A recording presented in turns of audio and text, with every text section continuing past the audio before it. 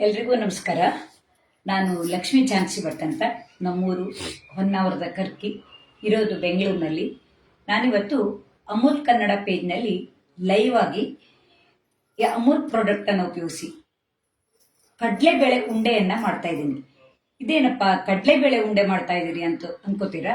ಹೌದು, ಕಡಲೆ ಹಿಟ್ಟಿನ ಬದಲು ಕಡಲೆಬೇಳೆಯನ್ನು ಉಪಯೋಗಿಸಿ ಉಂಡೆ ಮಾಡೋದು ಹೇಗೆ ಅಂತ ತೋರಿಸ್ತೀನಿ. ಅದಕ್ಕೆ ಬೇಕಾಗಿರೋದು ಅಮೂಲ್ ಪ್ರಾಡಕ್ಟ್ ಅಲ್ಲಿ ಅಮೂಲ್ ಆರ್ಗ್ಯಾನಿಕ್ ಚನ್ನಾ ದಾಲ್ ಅಂದರೆ ಕಡಲೆಬೇಳೆ, ಅಮೂಲ್ ಆರ್ಗ್ಯಾನಿಕ್ ಸಕ್ಕರೆ, ಹಾಗೆ ಅಮೂಲ್ ತುಪ್ಪ. ಇದು 3 ಅಮೂಲ್ ಪ್ರಾಡಕ್ಟ್ ಬೇಕಾಗುತ್ತೆ. ಇದಕ್ಕೆ ಮತ್ತೆ ಎಕ್ಸ್ಟ್ರಾ ಬೇಕಾಗೋದು ಅಂದರೆ ಗೋಡಂಬಿ, ಬಾದಾಮಿ, ದ್ರಾಕ್ಷಿ, ಸ್ವಲ್ಪ ಏಲಕ್ಕಿ ಪುಡಿ.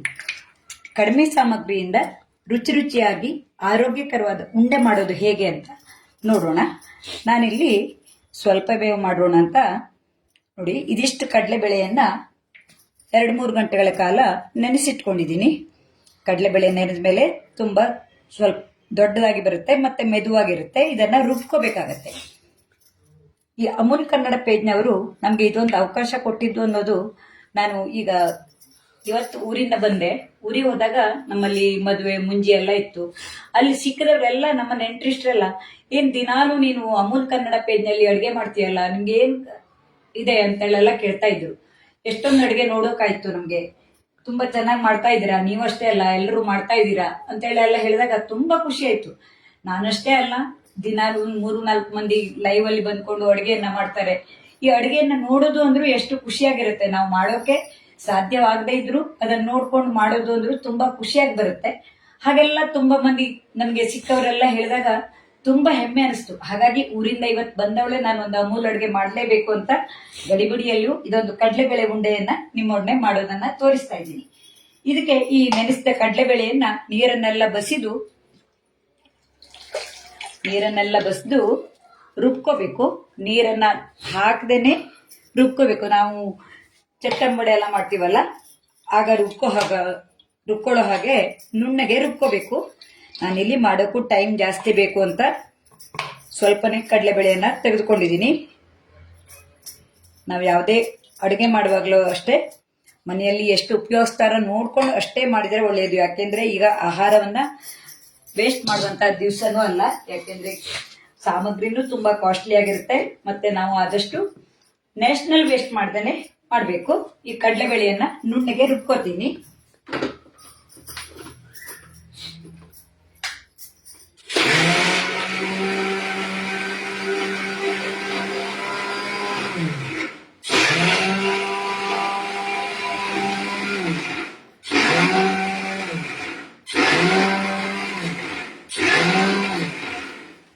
ನಾವು ಲೈವ್ ಅಡುಗೆ ಮಾಡೋದು ಅಂತ ಇದೆಲ್ಲ ತುಂಬಾ ಗದ್ದಲ ಕೇಳುತ್ತೆ. ಯಾಕೆಂದ್ರೆ ಕೆಲವ್ರ ಮನೆ ಮಿಕ್ಸಿ ತುಂಬಾ ನೈಸಿ ಆಗಿರುತ್ತೆ, ಕೆಲವ್ರದ್ದು ನೈಸಿ ಕಡಿಮೆ ಇರುತ್ತೆ. ಆದ್ರೆ ಲೈವ್ ಅಲ್ಲಿ ತೋರಿಸೋವಾಗ ನಮ್ಮ ತಪ್ಪು ಒಪ್ಪುಗಳೆಲ್ಲ ಗೊತ್ತಾಗೋದ್ರಿಂದ ಇದನ್ನೆಲ್ಲ ಕೆಲವೊಂದನ್ನೆಲ್ಲ ನಾವು ಲೈವ್ ಆಗಿ ತೋರಿಸಿದ್ರೇನೆ ಜನರಿಗೆ ಅರ್ಥ ಆಗೋದು.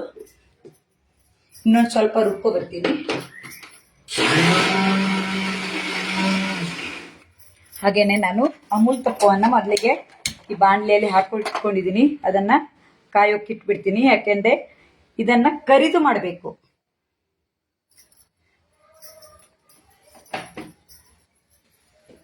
ನೋಡಿ, ಈಗ ಇದು ನುಣ್ಣಿಗೆ ಆಗಿದೆ. ಒಂದ್ ವೇಳೆ ನುಣ್ಣಿಗೆ ಆಗಿಲ್ಲ ಅಂದ್ರೂ ಇದನ್ನ ಕರಿದು ಆಮೇಲೆ ಮತ್ತೊಮ್ಮೆ ಮಿಕ್ಸಿ ಮಾಡ್ಕೋಬೇಕಾಗತ್ತೆ. ಹಾಗಾಗಿ ಏನು ತೊಂದರೆ ಆಗೋದಿಲ್ಲ.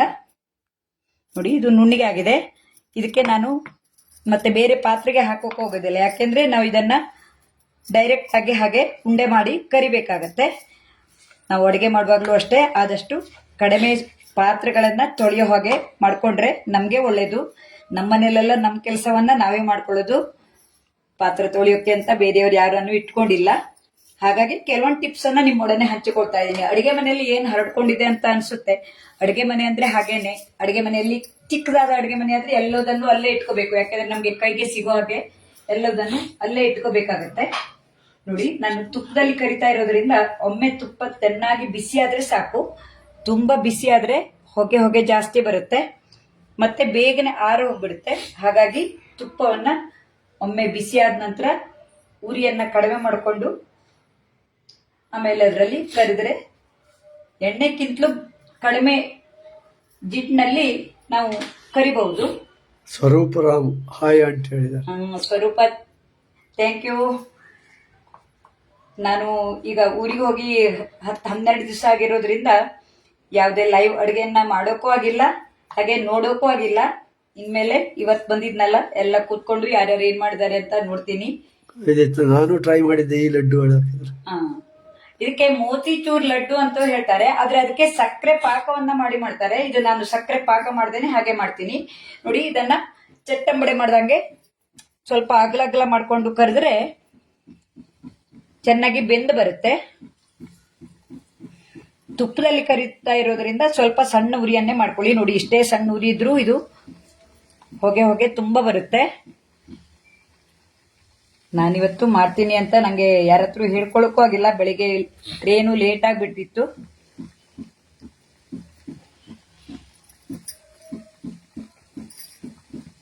ಅಮೂಲ್ ಸಾಮಗ್ರಿ ತುಂಬಾ ಚೆನ್ನಾಗಿರುತ್ತೆ. ಈ ತುಪ್ಪ, ಕಡಲೆಬೇಳೆ, ಕಡಲೆ ಹಿಟ್ಟು, ನಾನೀಗ ಸಾಧಾರಣ ಎಲ್ಲ ಸಾಮಗ್ರಿಯನ್ನು ಆನ್ಲೈನ್ ಅಲ್ಲಿ ತರಿಸ್ಕೊಂಡು ಅಡುಗೆ ಮಾಡಿದ್ದೀನಿ. ಈಗಾಗಲೇ 10-15 ಅಡುಗೆಯನ್ನ ಮಾಡಿ ತೋರಿಸಿದ್ದೀನಿ.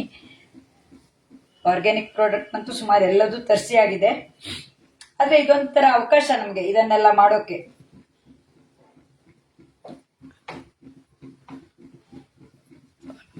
ತುಂಬಾ ಗೆಳತಿಯರು ಸಿಕ್ಕಿದ್ದಾರೆ ಇದರಲ್ಲಿ. ತುಂಬಾ ಗೆಳತಿಯರು ಇದರಿಂದ ಪ್ರೇರಿತರಾಗಿ ಅಡುಗೆ ಮಾಡಿದ್ದಾರೆ. ಇದೊಂದು ಒಳ್ಳೆ ಅವಕಾಶ ಇದೆ. ಯಾಕೆಂದ್ರೆ ನಾವೆಲ್ಲ ಆಗ ತುಂಬಾ ದಿನಾಲು ಮಾಡ್ತಿದ್ವಿ, ಈಗ ವಾರಕ್ಕೊಮ್ಮೆ ಎಲ್ಲ ಮಾಡೋಕೆ ಅವಕಾಶ ಇದೆ. ಯಾಕೆಂದ್ರೆ ತುಂಬಾ ಮಂದಿ ಗೆಳತಿಯರು ಅಡುಗೆ ಮಾಡೋಕೆ ಅವಕಾಶ ಆಗ್ತಾ ಇದೆ. ಹೇಳಿದ್ನಲ್ಲ, ಅಮೂಲ್ ಕನ್ನಡ ಪೇಜ್ನವರು ನಮ್ಗೆ ಇದೊಂದು ಅವಕಾಶವನ್ನು ಕೊಟ್ಟಿದ್ದಾರೆ. ಆ ಟೀಮ್ ನಲ್ಲಿ ತುಂಬಾ ಮಂದಿ ಇದ್ದಾರೆ. ಸಮೀರ್ ಅವರಿದ್ದಾರೆ, ನಂದಿನಿ ಅವರಿದ್ದಾರೆ, ಮತ್ತೆ ನಮ್ಗೆ ಕಾಂಟ್ಯಾಕ್ಟ್ ಅಲ್ಲಿ ಇದ್ದವರು ಇವರಿಬ್ಬರೇ ಇದ್ದಾರೆ. ಮತ್ತೆ ಆ ತೆರೆ ಹಿಂದೆ ಇನ್ನೂ ಅನೇಕರು ಇರಬೇಕು. ನಾವು ಡೈರೆಕ್ಟ್ ಟಚ್ ನಲ್ಲಿ ಇರೋರು ಇವರಾಗಿರ್ತಾರೆ. ನೋಡಿ, ಈ ರೀತಿ ಚಟ್ಟಂಬಡೆ ಕರೆದಂಗೆ ಕೆಂಪಗಾಗೋ ತನಕ ಕರ್ಕೋಬೇಕು. ನೋಡಿ, ನಾನು ಸ್ವಲ್ಪನೇ ಮಾಡಿದೀನಿ. ಅಂದ್ರೆ ತುಂಬಾ ಮಾಡ್ಬಿಟ್ರೆ ಏನಾಗುತ್ತೆ ಅಂದ್ರೆ ಎಲ್ಲದನ್ನು ತೋರಿಸ್ತಾ ಇದ್ರೆ ನಿಮ್ಗೂ ನೋಡೋಕೆ ಬೋರ್ ಆಗತ್ತೆ, ಮತ್ ಸುಮ್ಮನೆ ಎಲ್ಲರದು ಸಮಯ ವ್ಯರ್ಥ ಮಾಡ್ದಂಗ ಆಗತ್ತೆ. ಹಾಗಾಗಿ ನಾನು ಆದಷ್ಟು ಸ್ವಲ್ಪ ಸಾಮಗ್ರಿಯಲ್ಲೇ ಮಾಡಿ ತೋರಿಸ್ತಾ ಇರ್ತೀನಿ.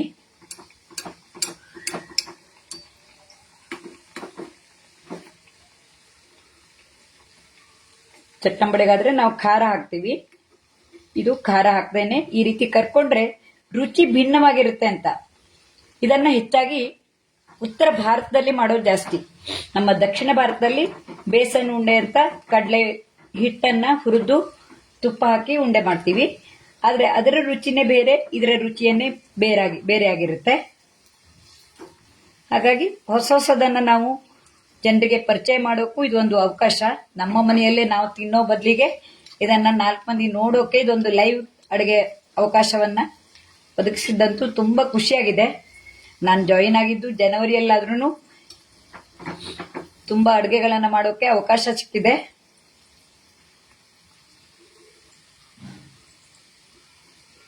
ನೋಡಿ, ಈ ರೀತಿ ಆದಷ್ಟು ಸಣ್ಣ ಉರಿಯಲ್ಲಿ ಮಾಡ್ಕೊಂಡ್ರೆ ಚೆನ್ನಾಗಿ ಎಲ್ಲ ಒಳಗಡೆ ಎಲ್ಲ ಬೇಯುತ್ತೆ.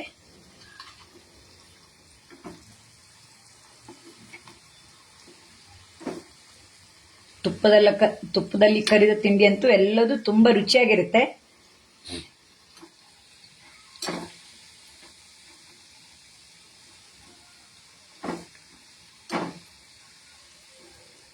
ಇದು ಈ ನೊರೆ ಅಡಗೋ ತನಕ ನಾವು ಬೇಯಿಸ್ಕೊಳ್ಳೋಣ.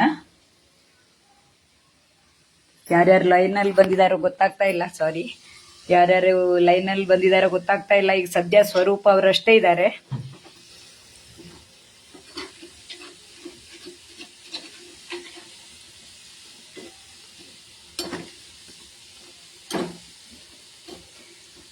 ಹೇಳಿದ್ನಲ್ಲ, ಎಲ್ಲ ಕಡೆಯ ಅಡುಗೆಗಳನ್ನ ನಾವು ಟ್ರೈ ಮಾಡೋಕೆ ಇದೊಂದು ಅವಕಾಶ.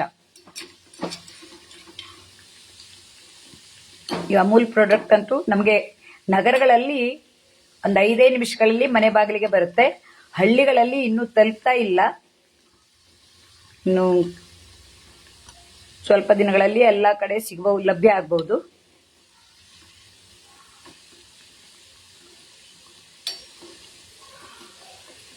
ಅಮೂಲ್ ಪ್ರಾಡಕ್ಟ್ನ ಅಡುಗೆ ಅಡುಗೆ ಅಂದರೆ ತಿಂಡಿನೋ ಪದಾರ್ಥನೋ ಅಥವಾ ಇನ್ನೇನೋ ಸ್ನ್ಯಾಕ್ಸೋ ಯಾವುದನ್ನಾದರೂ ತಿನ್ನೋಕೆ ಇದೊಂದು ಮನೆಯವರಿಗೂ ಒಳ್ಳೆ ಅವಕಾಶ.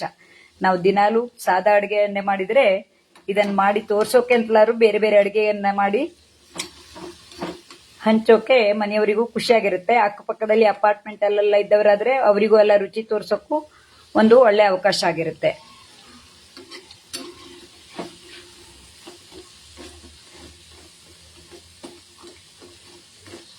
ನೋಡಿ, ಸ್ವಲ್ಪನೇ ಮಾಡ್ತಾ ಇದ್ರು, ಇದು ಬೇಯೋಕೆ ತುಂಬಾ ಹೊತ್ತು ಬರುತ್ತೆ. ಇದನ್ನ ಮಾಡಿಟ್ಟು ತೋರಿಸಿದ್ರೆ ಅದರಲ್ಲಿ ಏನೂ ಅರ್ಥ ಇಲ್ಲ. ಯಾಕೆಂದ್ರೆ ಯಾವ ರೀತಿ ಮಾಡಿದೀವಿ ಅಂತ ಸ್ವಲ್ಪನಾದ್ರೂ ನೋಡಿದ್ರೆ ನಮ್ಗೆ ಅಡುಗೆ ಮಾಡೋಕ್ಕೂ ಹೀಗೆ ಬರುತ್ತೆ ಅಂತ ಗೊತ್ತಾಗುತ್ತೆ.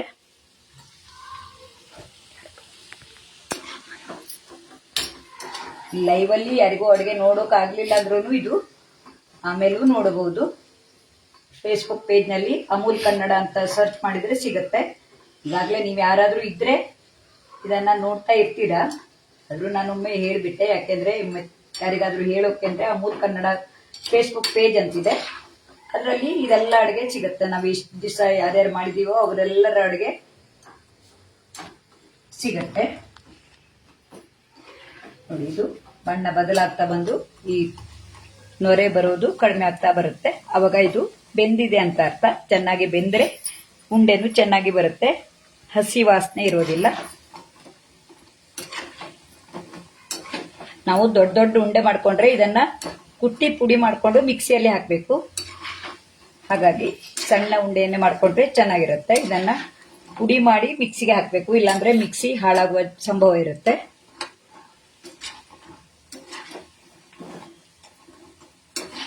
ಕೆಂಪಗಾಗೋ ತನಕ ಬೇಯಿಸ್ಕೊಂಡ್ರಾಯ್ತು.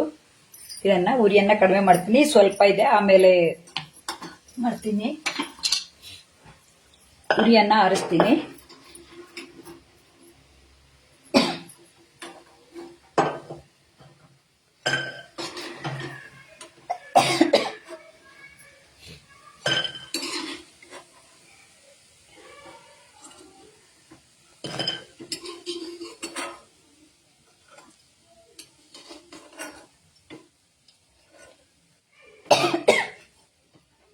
ಊರಿಗೆ ಹೋಗಿದ್ರಿಂದ ನೀರೆಲ್ಲ ಬದಲಾಗಿ ಸ್ವಲ್ಪ ಧ್ವನಿನೂ ಬದಲಾಗಿದೆ. ಇದು ಸ್ವಲ್ಪ ಆರಬೇಕು. ಆದ್ಮೇಲೆ ಇದನ್ನ ಈ ರೀತಿ ಸ್ವಲ್ಪ ಉಟ್ಕೊಂಡು ಪುಡಿ ಮಾಡಿದ್ರೆ ಬೇಗ ಪುಡಿ ಆಗುತ್ತೆ. ಬಿಸಿ ಇರೋದ್ರಿಂದ ನಾನು ಹೀಗೆ ಮಾಡಿದೆ, ಇಲ್ಲಾಂದ್ರೆ ಕೈಯಲ್ಲಿ ನಾವು ಪುಡಿ ಮಾಡ್ಕೋಬಹುದು. ಸ್ವಲ್ಪ ಆರಿದ್ರೆ ಗರಿ ಗರಿಯಾಗಿ ಬರುತ್ತೆ.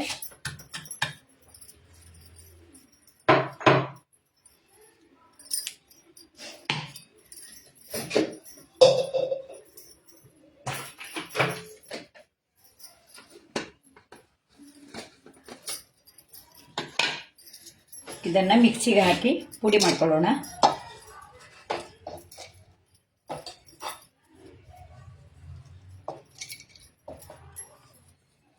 ಈ ಬೇಳೆಗಳಿದ್ರೂ ಅಲ್ಲೇ ಪುಡಿಯಾಗಿ ಬಂದ್ಬಿಡುತ್ತೆ. ಈ ಬೇಳೆ ನಾವು ರುಬ್ಬುವ ಬೇಳೆ ನುಣ್ಣಗಾಗದೇ ಇದ್ರೆ ಇದ್ರ ಜೊತೆಗೆ ನುಣ್ಣಗಾಗಿ ಬಿಡುತ್ತೆ. ಮಿಕ್ಸಿ ಜಾರಿಗೆ ಹಾಕಿ ನುಣ್ಣಗೆ ಪುಡಿ ಮಾಡ್ಕೊಳ್ಳೋಣ.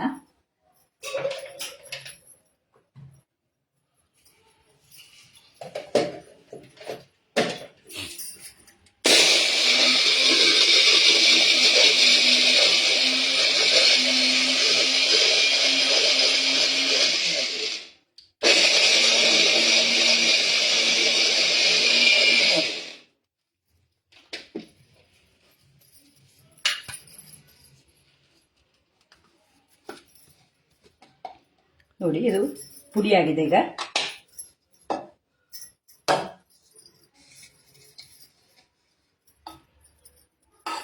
ಇದರಲ್ಲಿ ಯಾವುದೇ ಬೇಳೆ ಏನೂ ಇಲ್ಲ. ಇದರಲ್ಲಿ ಇದು ರುಬ್ಬುವಾಗಲೇ ನಮಗೆ ತುಪ್ಪದ ಘಮ ಮತ್ತೆ ಕಡಲೆ ಬೇಳೆಯ ಘಮ ಸೇರ್ಕೊಂಡಿರುತ್ತೆ.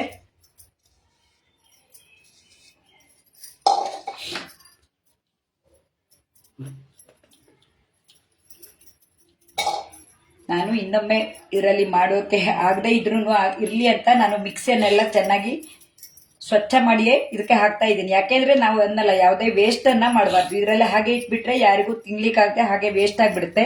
ಇದೇನು ತುಂಬಾ ಹೊತ್ತಿದ್ದು ಸ್ವಚ್ಛ ಮಾಡ್ತದೆ ಇದ್ದಾರೆ ಅಂತ ಅನ್ಕೋಬೇಡಿ. ಯಾವುದೇ ಅಡುಗೆ ಮಾಡುವಾಗಲೂ ನಾವು ಆದಷ್ಟು ವೇಸ್ಟ್ ಮಾಡ್ದೇನೆ ಅಡುಗೆ ಮಾಡಿದ್ರೆ ಚೆನ್ನಾಗಿರುತ್ತೆ. ಇದನ್ನ ಇನ್ನೊಮ್ಮೆ ಸ್ವಲ್ಪ ಹುರ್ಕೋಬೇಕು.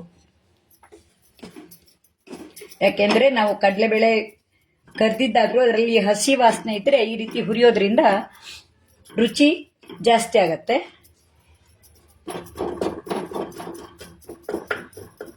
ಇದು ನುಣ್ಣಗಾಗಿದೆ, ಆದರೆ ಬಿಸಿ ಇರೋದ್ರಿಂದ ಸ್ವಲ್ಪ ಮುದ್ದೆ ಅಂತೆ ಕಾಣಿಸುತ್ತೆ. ಸ್ವಲ್ಪ ಉದುರು ಉದುರು ಆಗೋ ತನಕ ಹುರ್ಕೊಂಡ್ರಾಯ್ತು.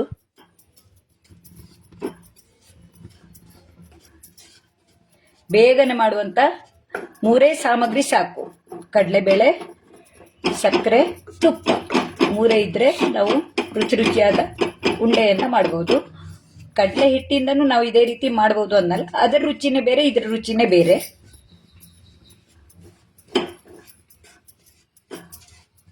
ನೋಡಿ, ಯಾವುದೇ ಬಣ್ಣ ಹಾಕ್ದೇನೆ ಎಷ್ಟು ಹಳದಿಯಾಗಿ ಕಾಣ್ತಾ ಇದೆ. ಅಮೂಲ್ ಅವರ ಪ್ರಾಡಕ್ಟ್ ಅಂತೂ ಎಲ್ಲದೂ ತುಂಬಾ ಚೆನ್ನಾಗಿದೆ. ಕಡಲೆ ಹಿಟ್ಟಂತೂ ತುಂಬಾ ಸೂಪರ್ ಇತ್ತು. ಅದರಿಂದ ನಾನು ಹಿಂದಿನ ವಿಡಿಯೋದಲ್ಲಿ ಒಂದ್ಸಲ ಚಕ್ಲಿ ಮಾಡಿ ತೋರಿಸಿದ್ದೆ.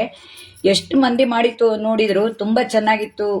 ಈ ಅಮೂಲ್ ಕಡಲೆ ಹಿಟ್ಟನ್ನೇ ಉಪಯೋಗಿಸ್ ಮಾಡಿದೀನಿ ಅಂತ ಹೇಳುವಾಗ ತುಂಬಾ ಖುಷಿ ಆಗತ್ತೆ.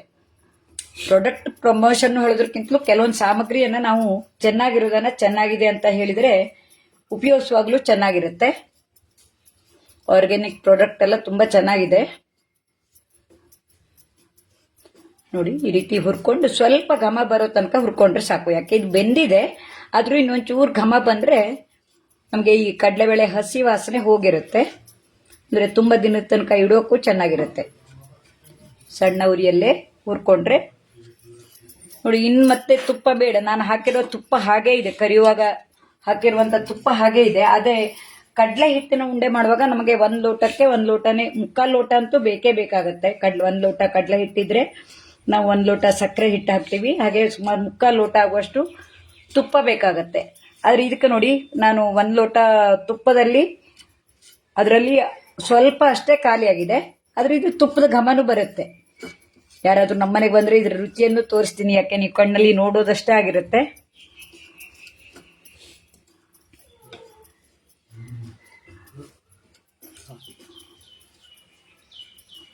ಸ್ವಲ್ಪ ಬಣ್ಣ ಬದಲಾಗೋ ತನಕ ಬಿಸಿ ಮಾಡ್ಕೊಂಡ್ರೆ ಸಾಕು.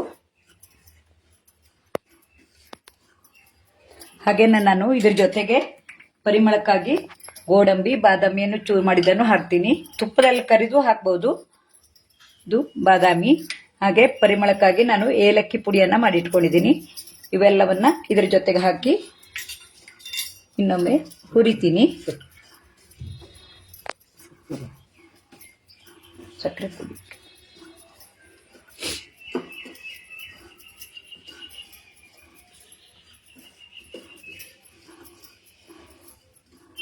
ಸ್ವರೂಪ ಇದೇ ರೀತಿ ಉಂಡೆ ಮಾಡಿದ್ರು ಅಂತ ಹೇಳಿದ್ರು. ನಾನು ಇದನ್ನ ಪಾಕ ಮಾಡಿ ಮಾಡ್ತಾ ಇಲ್ಲ, ಸಕ್ಕರೆ ಪುಡಿಯನ್ನ ಸೇರಿಸಿ ಮಾಡ್ತೀನಿ. ನೋಡಿ ಯಾವ ರೀತಿ ಬರುತ್ತೆ ಅಂತ. ಈಗ ಬಿಸಿ ಇರುವಾಗ ಕಟ್ಟೋಕೆ ಸ್ವಲ್ಪ ಕಷ್ಟ ಆಗಬಹುದು, ಅಂದ್ರೆ ತುಂಬಾ ಬಿಸಿ ಇರುತ್ತಲ್ವಾ. ಮನೆಯಲ್ಲಿ ಉಳಿದ ಟೈಮ್ನಲ್ಲಾದ್ರೆ ನಾವು ಸ್ವಲ್ಪ ಆರಿದ ನಂತರನೂ ಕಟ್ಬಹುದು. ನೋಡೋಣ. ಇದು ನೋಡಿ, ಘಮ ಬದಲಾಗ್ತಾ ಇದೆ.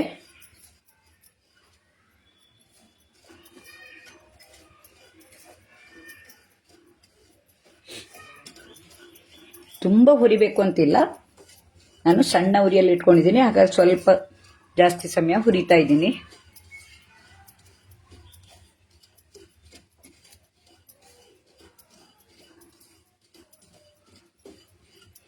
ನಮಗೆ ಕಡಲೆಬೇಳೆ ಹುರಿದ ಪರಿಮಳ ಬರುತ್ತೆ, ಅಲ್ಲಿ ತನಕ ಹುರ್ಕೊಂಡ್ರೆ ಸಾಕು. ಅಲ್ಲಿ ಬೆಂದಿರುತ್ತೆ ನಾವು ಕರೆದಾಗ, ಆದ್ರೂ ಇನ್ನೊಂದು ಸ್ವಲ್ಪ ಹುರ್ಕೊಂಡ್ರೆ ಚೆನ್ನಾಗಿರುತ್ತೆ. ನೋಡಿ, ಇದು ಈಗ ಸಾಕು. ಈಗ ಬಣ್ಣನೂ ಬದಲಾಗಿದ್ರೆ ಪರಿಮಳನೂ ಬರ್ತಾ ಇದೆ. ಈಗ ಉರಿಯನ್ನ ಆರಿಸ್ತೀನಿ. ಹಾಗೇನೆ ಇದಕ್ಕೆ ನಾನು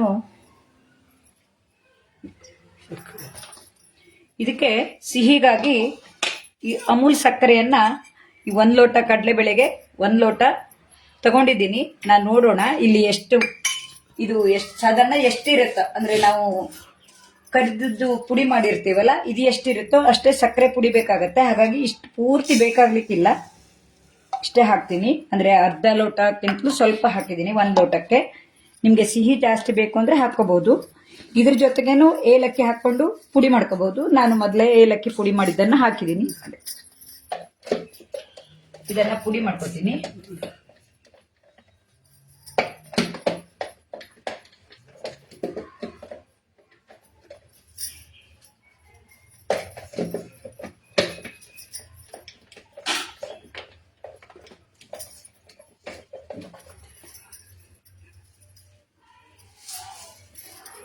ಮಿಕ್ಸಿ ಸರಿಯಾಗಿ ಕೂತ್ಕೊಂಡಿಲ್ಲ.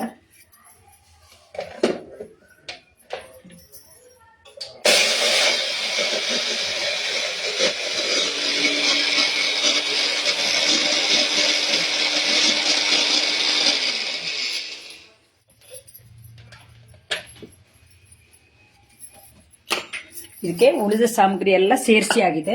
ಕಡಲೆಬೇಳೆಯನ್ನು ಬದಿಗಿಡ್ತೀನಿ. ನೋಡಿ, ಇಲ್ಲಿ ಸಾಧಾರಣ 1 ಲೋಟ ಆಗುವಷ್ಟು ಕಡಲೆಬೇಳೆ ಪುಡಿ ಇದೆ. ಇದಕ್ಕೆ ಸಾಧಾರಣ ಅಷ್ಟೇ ಸಕ್ಕರೆ ಪುಡಿ ಹಾಕಿದ್ರೆ ಚೆನ್ನಾಗಿ ಬರುತ್ತೆ.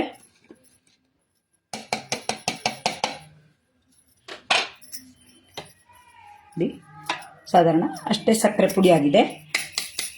ನಿಮಗೆ ಸಿಹಿ ತಕ್ಕಷ್ಟು ಹಾಕೋಬಹುದು. ಇಷ್ಟ ಹಾಕಿದ್ರೆ ಸಾಧಾರಣ ನಾರ್ಮಲ್ ಸಿಹಿ ತಿನ್ನುವರಿಗೆ ಸಿಹಿ ಆಗುವಷ್ಟು ಇರುತ್ತೆ.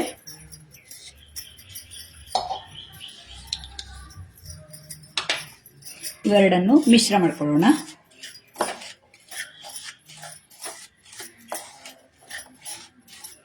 ಸ್ವಲ್ಪ ಬಿಸಿ ಆರಿದ್ರೆ ಈ ಸಕ್ಕರೆ ನೀರು ಬಿಟ್ಕೊಂಡು ನಮಗೆ ಉಂಡೆ ಕಟ್ಟೋಕೆ ಸುಲಭ ಆಗತ್ತೆ. ಇದು ಈಗ ತುಂಬಾ ಬಿಸಿ ಇದೆ, ನೋಡೋಣ ಕಟ್ಟೋಕೆ ಬರುತ್ತಾ ಅಂತ. ಈಗ ಇದು ಸರಿಯಾಗಿ ಮಿಶ್ರ ಆಗಿದೆ.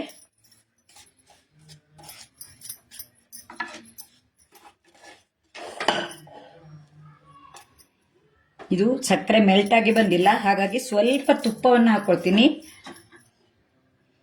ಯಾಕೆಂದ್ರೆ ಬಿಸಿ ಇರುವಾಗ ಸಕ್ಕರೆ ಮೆಲ್ಟ್ ಆಗೋದಿಲ್ಲ. ಸ್ವಲ್ಪ ಆರಿದ ಮೇಲೆ ಸಕ್ಕರೆ ಹಿಟ್ಟು ಇದರೊಂದಿಗೆ ಮಿಕ್ಸ್ ಆಗಿ ಬರುತ್ತೆ. ನಾನು ಇದೇ ತುಪ್ಪವನ್ನು ಹಾಕೊಂಡಿದ್ದೀನಿ.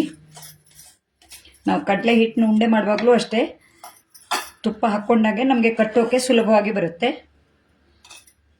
ಇದು ಬಿಸಿ ಇದೆ, ತುಂಬಾ ಬಿಸಿ ಇದೆ.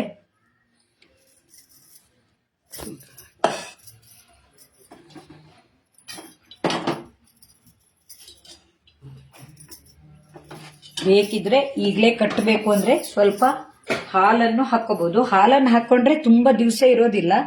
ನಾನಿಲ್ಲಿ ಅಮೂಲ್ ಹಾಲನ್ನೇ ಉಪಯೋಗಿಸ್ತಾ ಇದ್ದೀನಿ. ಸ್ವಲ್ಪ ಹಾಲನ್ನು ಹಾಕೊಳ್ಳಿ, ತುಂಬಾ ಬೇಡ. ಉಂಡೆ ಕಟ್ಟೋಕೆ ಇದು ಬಿಸಿಯಾಗಿರೋದ್ರಿಂದ. ಆರಿದ್ಮೇಲೆ ಆದ್ರೆ ಸಕ್ಕರೆ ಮೆಲ್ಟಾಗಿ ನಮಗೆ ಉಂಡೆ ಕಟ್ಟೋಕೆ ಸುಲಭವಾಗಿ ಬರುತ್ತೆ. ಇಲ್ಲಾಂದ್ರೆ ಕಡಲೆ ಈ ನಾವು ರುಬ್ತೀವಲ್ಲ ಅದ್ರ ಜೊತೆಗೆ ಸಕ್ಕರೆಯನ್ನು ಹಾಕೊಂಡು ರುಬ್ಕೋಬಹುದು. ಇದು ತುಂಬಾ ಬಿಸಿ ಇದೆ, ಹಾಗಾಗಿ ಉಂಡೆ ಕಟ್ಟೋಕೆ ಸ್ವಲ್ಪ ಕಷ್ಟ ಆಗ್ತಾ ಇದೆ.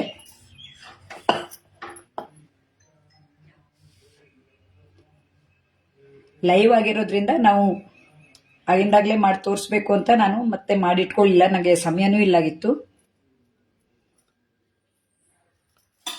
ತುಂಬಾ ಬಿಸಿ ಇದೆ, ಕೈ ಸುಡ್ತಾ ಇದೆ.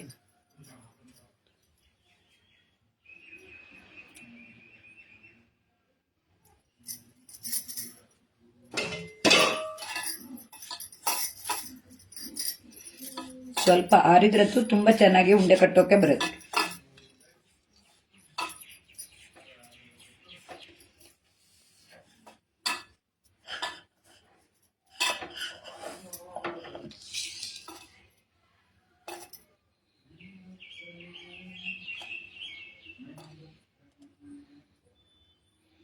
ಪಾಕ ಮಾಡಿದ್ರಂತೂ ಅದಕ್ಕೆ ಹೆಚ್ಚಾಗಿ ಮೋತಿಚೂರ್ ಲಡ್ಡು ಅಂತಾರೆ ಪಾಕ ಮಾಡಿ ಮಾಡೋದಕ್ಕೆ. ಇದು ಪಾಕ ಮಾಡಿ ಮಾಡೋದಲ್ಲ, ಹಾಗೆ ಮಾಡ್ತಾ ಇರೋದು. ನೋಡಿ, ಸ್ವಲ್ಪ ಆರ್ತಾ ಬಂದಂಗೆ ನಾನು ಸ್ವಲ್ಪ ಹಾಲನ್ನು ಹಾಕೊಂಡಿದ್ದಕ್ಕೆ ಬೇಗನೆ ಉಂಡೆ ಕಟ್ಟೋಕೆ ಬಂತು. ಇದು ಆರಿದ ಮೇಲೆ ಅಂದ್ರೆ ಈ ಸಕ್ಕರೆ ಹಿಟ್ಟು ಇದ್ರ ಜೊತೆಗೆ ಬೆರೆತು ಸ್ವಲ್ಪ ನೀರಿನ ಅಂಶನ ಬಿಟ್ಕೊಳುತ್ತೆ. ಹಾಗಾಗಿ ನಮಗೆ ಸುಲಭವಾಗಿ ಉಂಡೆ ಕಟ್ಟೋಕ್ಕೂ ಬರುತ್ತೆ.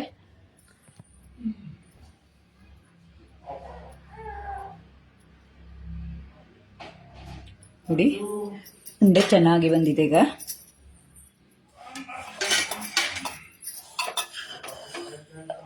ನೋಡಿ, ಅಷ್ಟೇ ಹಾಕಿದ್ದು. ಇದಕ್ಕೆ 5 ಉಂಡೆ ಅಂತೂ 5-6 ಉಂಡೆ ಅಂತೂ ಆಗತ್ತೆ. ನಾನು ಚಿಕ್ಕ ಬೌಲಲ್ಲಿ ಹಾಕಿದ್ದು. ಸ್ವಲ್ಪನೇ ಇದ್ರೂ ನಾವು ಸುಲಭವಾಗಿ ಬೇಗನೆ ಮಾಡಬಹುದು. ಉಂಡೆ ತೋರಿಸ್ತೀನಿ. ಸ್ವಲ್ಪ ಹಾಲನ್ನು ಹಾಕೊಂಡು ಬಿಡ್ತೀನಿ, ಯಾಕೆಂದ್ರೆ ಉಂಡೆ ಕಟ್ಟಿದ್ದನ್ನ ತೋರಿಸಿದ್ರೆ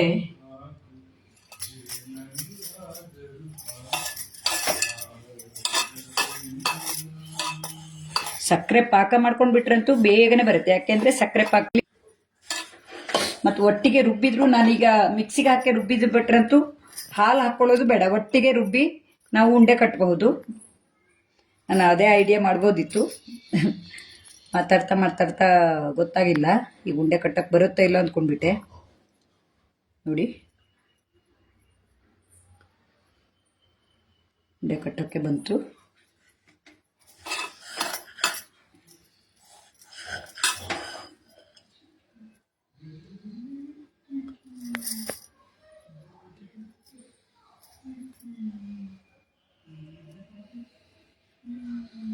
ಅದಕ್ಕಾಗಿ ಕಡಲೆಬೇಳೆ ಉಂಡೆ ಅಂತೇಳಿ ಹೆಸರಿಟ್ಟಿದ್ದೀನಿ.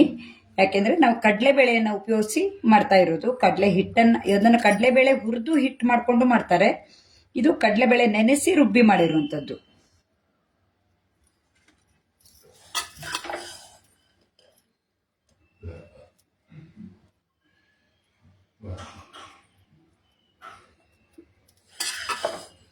ನಾಲ್ಕು ಉಂಡೆ ಮಾಡಿ ತೋರಿಸ್ತೀನಿ, ಸುಮ್ಮನೆ ಸಮಯ ವೇಸ್ಟ್ ಮಾಡೋದು ಬೇಡ.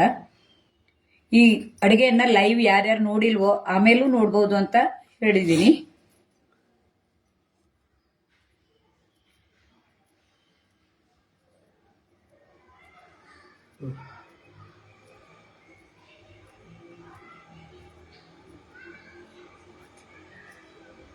ನಮಗೆ ಬೇಕಾದ ಸೈಜ್ನಲ್ಲಿ ಉಂಡೆಯನ್ನ ಮಾಡ್ಕೋಬಹುದು.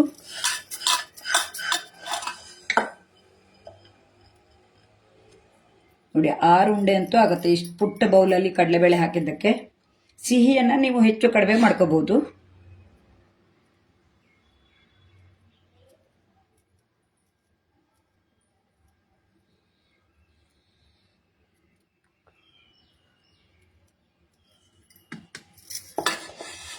ಇದನ್ನು ಆಮೇಲೆ ಕಟ್ತೀನಿ.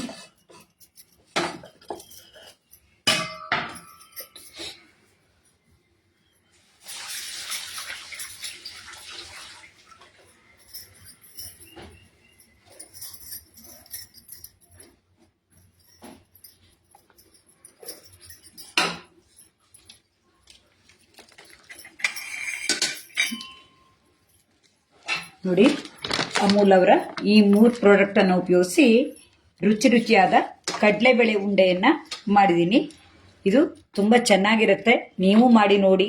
ಮತ್ತೆ ಇದರಲ್ಲಿ ಏನಾದರೂ ಹೆಚ್ಚು ಕಡಿಮೆ ಆದರೆ ನನಗೆ ತಿಳಿಸಿ, ನಾನು ಅದರ ತಪ್ಪು ಒಪ್ಪುಗಳನ್ನ ಏನ್ ಮಾಡಿದ್ರೆ ಸರಿಯಾಗತ್ತೆ ಅಂತ ಹೇಳ್ತೀನಿ.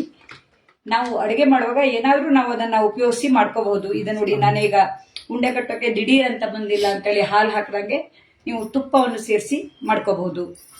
ತುಂಬಾ ರುಚಿಯಾಗಿ ಬರುತ್ತೆ. ಇದು ಬೇಸನ್ ಉಂಡೆಗಿಂತಲೂ ತುಂಬಾ ರುಚಿಯಾಗಿರುತ್ತೆ. ಯಾಕೆಂದ್ರೆ ನಾವು ತುಪ್ಪದಲ್ಲಿ ಕಡ್ದಿರ್ತೀವಲ್ಲ, ಅದ್ರ ರುಚಿನೇ ಬೇರೆಯಾಗಿರುತ್ತೆ. ಈ ರೀತಿಯಾದ ಉಂಡೆಯನ್ನ ನಾನು ಮಾಡಿದ ಈ ವಿಡಿಯೋ ನಿಮಗೆ ಇಷ್ಟ ಆದರೆ ನಾನು ಯೂಟ್ಯೂಬ್ನಲ್ಲಿ ನಮಗೆ ಲೈಕ್ ಮಾಡಿ, ಕಮೆಂಟ್ ಮಾಡಿ. ಮತ್ತೆ ಈ ಅವಕಾಶವನ್ನು ಕೊಟ್ಟ ನಂದಿನಿ, ಸಮೀರ್ ಇತ್ಯಾದಿ ತಂಡದವರಿಗೂ ಹಾಗೆ ಅಮೂಲ್ ಕನ್ನಡ ಪೇಜ್ನವರಿಗೂ ಧನ್ಯವಾದಗಳನ್ನು ಅರ್ಪಿಸ್ತಾ ಈ ವಿಡಿಯೋವನ್ನ ಮುಗಿಸ್ತೀನಿ. ನೋಡಿ, ಇದು ಉಂಡೆ ಹೇಗಿದೆ ಅಂತ. Thank you.